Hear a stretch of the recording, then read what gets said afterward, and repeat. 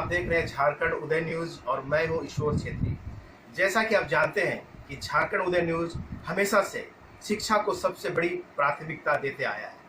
शिक्षा की हर खबरें हमने अपने चैनल पर प्रमुखता से प्रसारित की है।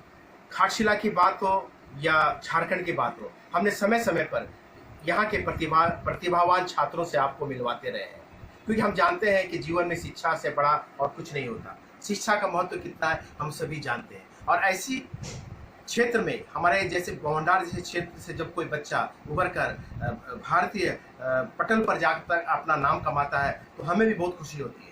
और हम सभी जानते हैं कि घाटशिला से आज कई संख्या में यहाँ के बच्चे राष्ट्रीय और अंतर्राष्ट्रीय पटल पर जाकर घाटशिला का नाम रोशन कर रहे हैं। और आज हम जिस छात्र से आपको मिलवाने जा रहे हैं वो भी इसी घाटशिला यानी भंडार का रहने वाला है। छोटी सी उम्र से यहाँ से पढ़ाई की शुरुआत की थी, इसी घाटशिला से कंपनी क्षेत्र में रहता था, और आगे चलकर उन्होंने आज जो मुकाम हासिल किए वो काबिल तारीफ है। आज उन्होंने अमेठी यूनिवर्सिटी से इंजीनियरिंग में गोल्ड मेडलिस्ट प्राप्त किया है।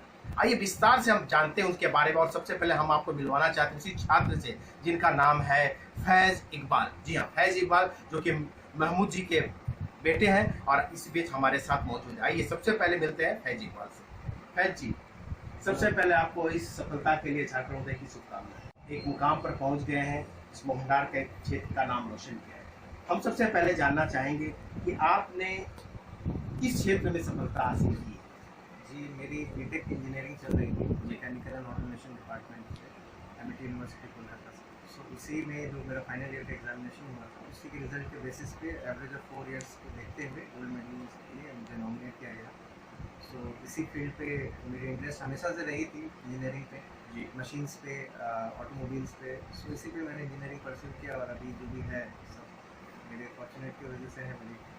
मैंने डेडिकेशन और मेहनत की वजह से भी है, और पेरेंट के भी सपोर्ट रहा है, साथ ही टीचर्स और फैकल्टी सबका हमेशा। एक बात बताइए, आपकी स्कूलिंग घाटशिला भंडार में कहाँ से शुरुआत हुई थी? स्कूलिंग मेरी हुई थी समनंदलाल स्मृति विद्या मंदिर घाटशिला से जी। वहीं पर मैंने अपना प्री स्कूल किया था, फिर हायर सेकेंडरी स्कूल भी मेरी वहीं से हुई थी।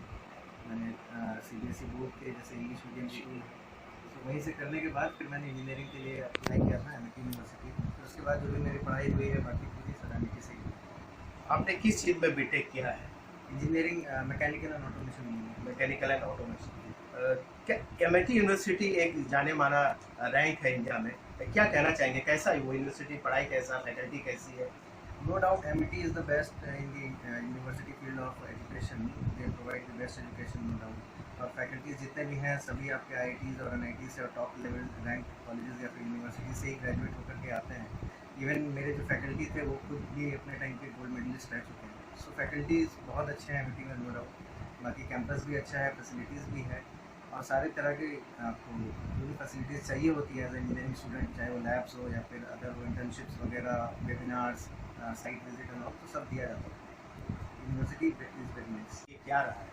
CGPA मेरा रहा है 9.04। ये था मेरे फाइनल ईयर के 8 सेमेस्टर के बाद। जैसे कि कोविड की वजह से हमारा फाइनल ईयर का एग्जामिनेशन तो ऑनलाइन ही हुआ था जी।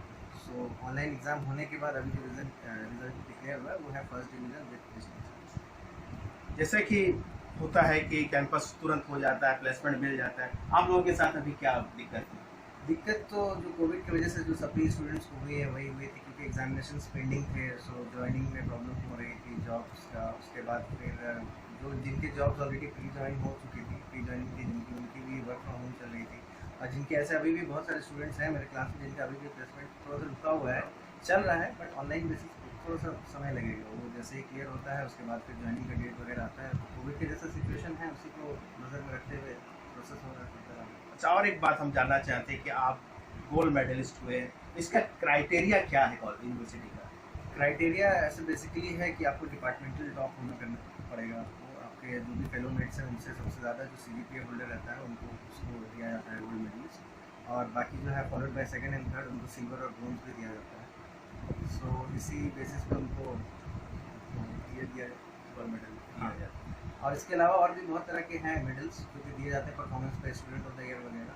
सो वो अभी तक नॉमिनेट नहीं हुआ है, और उसके लिए अभी जब तक यूनिवर्सिटी की तरफ से कुछ आता नहीं है फाइनल डिसीजन की वो किसको अलॉट करें, तो उस पर कुछ कह नहीं सकते। दोस्तों, जैसा कि आपने देखा, ये जैसा कि हम सभी जानते हैं कि एक बच्चे के परवरिश में और उसके शिक्षा में सबसे बड़ा योगदान उनके माता पिता का होता है। माता पिता की सबसे बड़ी जिम्मेवारी होती है, क्योंकि बच्चों को छोटे से माँ के द्वारा देखा जाता है और बाद में पिता उनको गाइड करते हैं। इसी क्रम में आज हम बात करेंगे महमूद अली जी से, जिनका पुत्र फैज़ इकबाल आज एक मुकाम पर पहुंच चुका है और इस मुकाम तक पहुंचाने में कितनी सारी कठिनाइयां या किस किस रास्ते से गुजरना पड़ा। आइए जानते हैं फैज़ के पिता महमूद अली जी से। महमूद जी, सबसे पहले आपको अभी शुभकामना झारखंड उदय दिवस की। हम तो ये जानना चाहेंगे कि आपके बेटा और आगे जाकर हमारे घाटशिला का नाम रोशन करे, साथ ही साथ माता पिता का नाम तो रोशन होता ही है, लेकिन हमारे क्षेत्र का भी एक नाम होता है। हम ये जानना चाहेंगे कि फैज़ बचपन से कैसा था, क्या उनमें ये प्रतिभा शुरू से आपको देखने को मिली या समय के साथ उन्हें बदलाव आया? अरे वो बचपन से ही इंटेलिजेंट था। पढ़ाई लिखाई में बहुत अच्छा रुझान था। एग्ज़ाम होने से 15 दिन पहले ही तैयारी करता है एग्ज़ाम का। जी। और उसके बाद फिर हम बोलते भी थे कि भाई पढ़ता क्यों नहीं, पर फिर सिर्फ 15 दिन तैयारी करेगा और डिवीज़न अच्छा लाता है। कभी पढ़ने के लिए बोला गया, प्रेशर दिया गया? नहीं, कभी ऐसा नहीं, खुद अपने आप इंटेलिजेंट है, उसका अच्छा पढ़ाई तो तेज़ है और एग्ज़ाम के 1 महीना पहले ही पढ़ाई करता है। अच्छा। बाकी 11 महीना जो है ऐसे ही स्कूल पहुँच जाता था, आता था, कॉलेज जाता आता। 15-20 दिन की पढ़ाई में ही ऐसा कर लेता है, अच्छा सेटल हो जाता है। अच्छा महमूद जी, बहुत पेरेंट्स ऐसे होते हैं बच्चों पर कि साइंस लेना है, तो कोई कुछ नहीं। कोई प्रेशर नहीं, आपने सब कुछ उन पर छोड़ छोड़ दिया। दिया, जो पढ़ना है जो करना है वो। अब उनका माइंड है कि साइंस पढ़ेंगे, हम बोले कॉमर्स पढ़ेंगे, तो उसमें बच्चा का माइंड डाइवर्ट नहीं होगा। इसीलिए आपको जो करना है आप कीजिए, हमको जो करना है हम करें।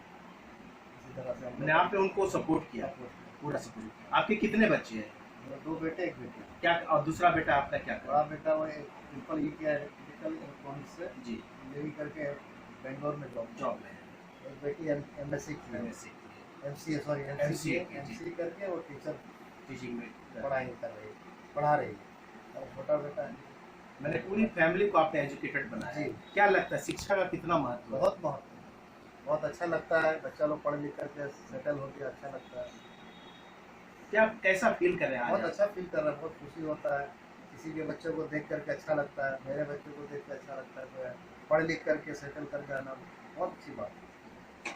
और क्या चाहते हैं भविष्य में, फैज़ से क्या चाहते हैं? ऐसे ये चाह रहा है कि हम फॉरेन एजुकेशन लेंगे, तो उसके लिए सपोर्ट है मेरा, हम करेंगे सपोर्ट।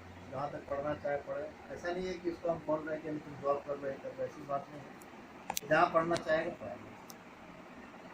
जैसा